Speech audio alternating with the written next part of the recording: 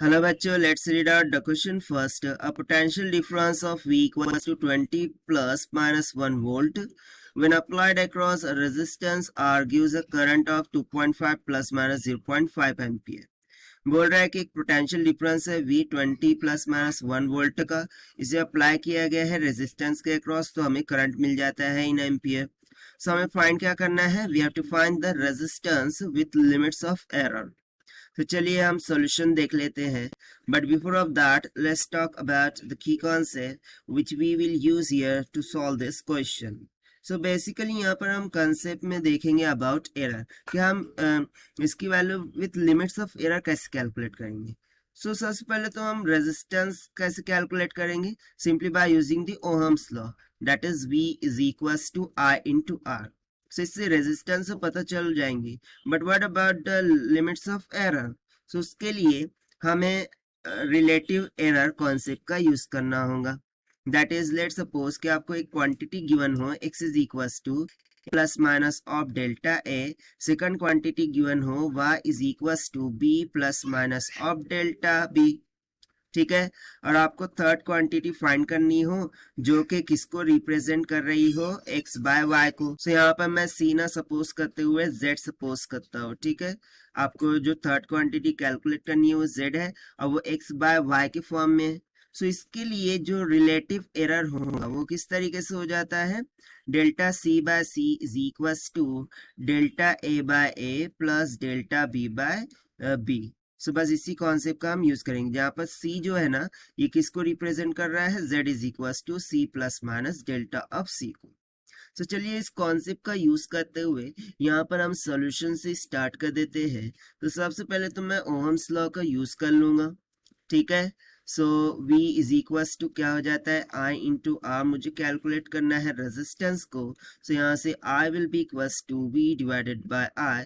This is equals to voltage कितना given है 20 plus minus 1। सो ये जो 1 दिख रहा है ये तो डेल्टा A यानी कि डेल्टा V की वैल्यू है, ठीक है। उसको यहाँ पर अभी हम कंसिडर नहीं करेंगे, वो बाद में कैलकुलेट करेंगे।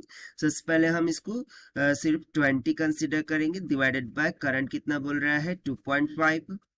इसको कैलकुलेट कीजिए कितना आ जाएगा 8 ओहम की इक्वल। सो ये तो आ गया रेजिस्टेंस की value, but what about error. So error के लिए हम ये जो कॉन्सेप्ट हमने लिखा है वो लगा देंगे। सो उसके लिए सिंपली हम बोल देंगे कि यहाँ पर हमें करना होगा delta R by R is equals to delta V by V plus delta I by I, ठीक है। क्योंकि यहाँ पर जो a एंड b की जगह पर क्या है हमारे पास, सिंपली v एंड i है। बस हो गया solve.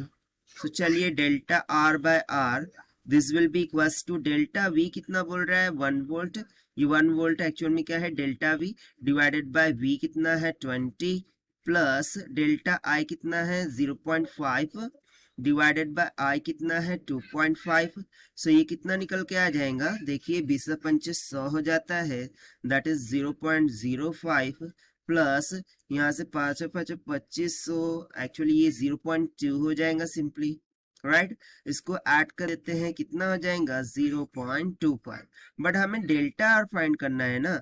So delta R will be equals to 0.25 multiply by R. So it will be equals to 0.25 multiply by R हमने कैलकुलेट किया था, देखिए यहाँ पर 8 ohm.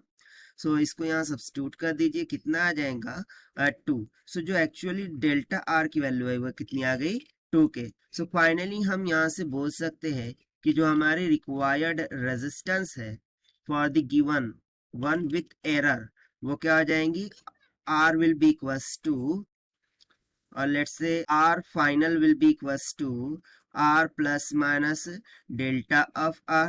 So it will be equals to R कितना आया था 8 प्लस माइनस उसमें हमें एरर कितना आया है 2% का, ठीक है, यानी कि 2 का आया है। और रेजिस्टेंस की यूनिट क्या होती है ओम। सो ये जो हमें मिला है ये हो जाएगा उसका final required answer which we have found by using the simple concept of Ohm's law and concept regarding the error calculation, that is relative error. So this is the required solution. I hope you understood it well. Best of luck. Thank you.